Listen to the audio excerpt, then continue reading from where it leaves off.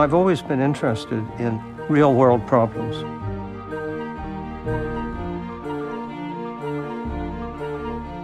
When I ran into my first computer, I thought, wow. I'd seen factories and things. Those machines, they had no ability to change. They had no ability, in short, to think. That was the missing element.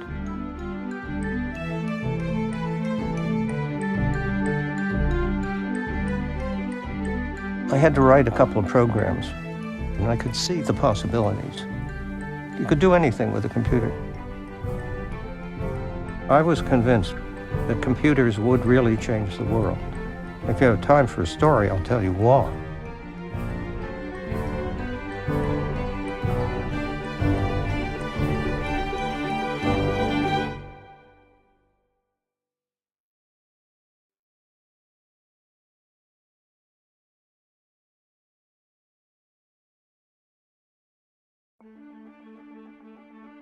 In the late 60s, the grocery industry decided to begin to think about putting scanners in grocery stores. The task was fairly daunting. First, it was to pick a symbology.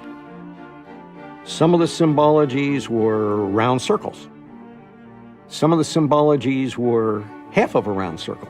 And one of the symbologies was a linear barcode submitted by IBM. All interested parties who would propose the symbol were invited to come and make a presentation to the committee in private for about 20 minutes. Toward the end of these, it was IBM's turn. The door opened, and if I recall right, 3 people came in. One was a very unique IBM individual. He didn't look to me like the kind of IBM people that I had been associated with. If I recall right, his suit may have been brown, but he did one of the most incredible jobs you will have ever seen. He had his mind around economics. He had his mind around the symbology. And then he did something very unique. He said, now you probably have a question about how we're going to do this. And he reached in his pocket and he pulled out a disk. It was one of the early silicon wafers. And he said, this is the basis of our new computing power. What we're going to do is put a computer into every check stand. And as IBM walked out and the door closed, the chairman of the symbol selection subcommittee said, my God, they've got it. We announced the IBM supermarket system on October 11th, 1973. And we had this great trick. There were no source marked products. There was nothing where the grocery manufacturer had put a symbol on that we had. But we had a Cam-A bar with an adhese label we could put on this thing. And we would stand at the far end of the check stand from where the checker is, and we could throw that Cam-A bar, and when it would cross the little scanning window, the register would go ka-chunk, and the audience would go, my God. And now barcodes are everywhere. We had no idea how far this was going. We changed the way the world shopped.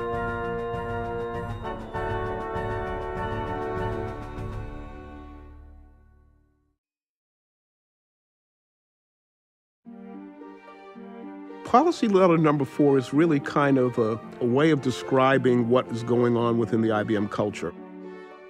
It's a letter written by T.J. Watson Jr. back in 1953.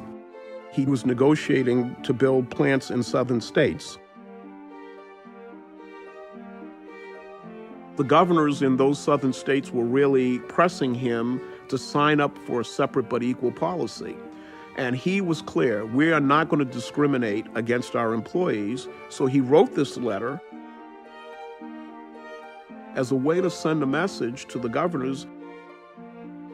Now you have to decide whether you want the jobs. He was clear that IBM would not discriminate on the basis of race or color or creed. And then he caused it to be printed in the local newspapers as a way to send a message to the governors that this wasn't just an affectation, this was belief. It shows the commitment of the company to put a stake in the ground even when it potentially is going to cost the company something. IBM set an example that others could observe. But this isn't an isolated instance. In 1914, we employed the first disabled employees. 1934, we employed women in what were the high-tech jobs of the time. And the following year, the founder of the company declared that it was the policy of the IBM company to pay women the same thing that men earn for doing the same work. This is like 30 years before any civil rights statute in the United States obligated us to do it. In 1984, you see IBM declaring that it will not discriminate against people on the basis of sexual orientation. 2005, we set a policy that said we weren't going to discriminate against people on the basis of information that we could glean from their genetic makeup. First company in the world to do it. At some level, we are all different. We think differently. We react to the world around us differently. Those differences aren't things to be afraid of. They are, in fact, the things that drive innovation and creativity and the ability to adapt to the world. We believe that companies are great because they can attract the greatest and smartest people. And the belief that talented, bright people are found in every part of the human family is not just a kind of poster statement. This is who we are.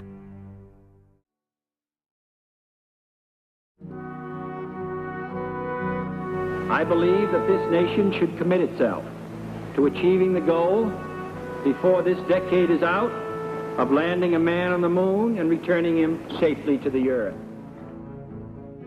When Kennedy announced we're going to go to the moon and return a man from the moon safely by the end of the decade, that was a thrilling proposition to me.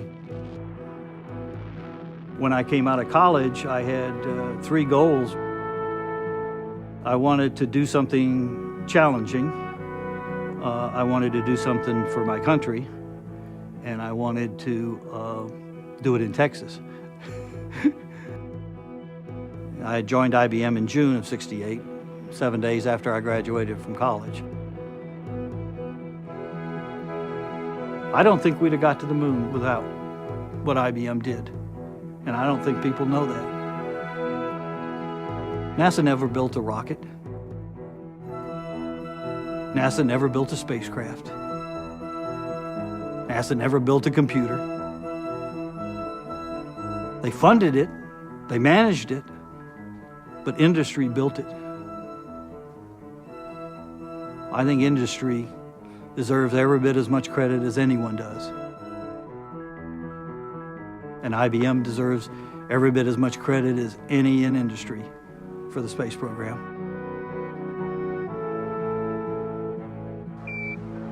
It's one small step for man,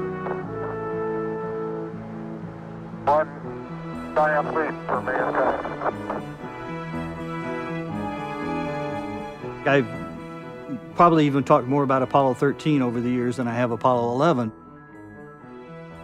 Our responsibility was to make sure that the spacecraft was performing as we had hoped it would, and that if it wasn't, then we had lots of work to do. But if you were real good, you could anticipate what you were going to be asked to do before you were even asked to do it. Nothing showed that more than Apollo 13. As the Apollo 13 was some 205,000 miles from Earth, speeding toward its rendezvous with the moon, the fuel cells that supply it with electrical power suddenly failed. One of the things we did was a maneuver to get him back a day early. Actually, to get him back alive. A maneuver which, prior to that mission, could not have been computed by the ground system. We put that capability in to the computer for the first time for Apollo 13. And I know that because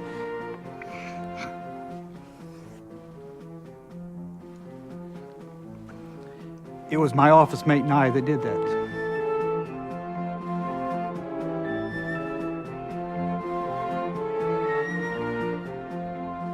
My office mate was the return to Earth expert.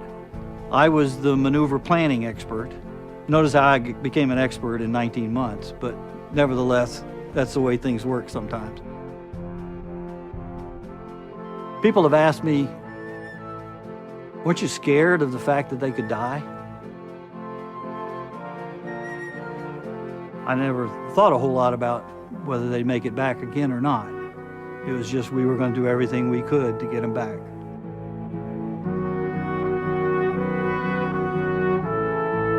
We all were in it together. And we got to see whether a bunch of stuff that we did, that we hoped we'd never use, actually worked when we had to use it. And it did. And a lot of that was done by IBMers.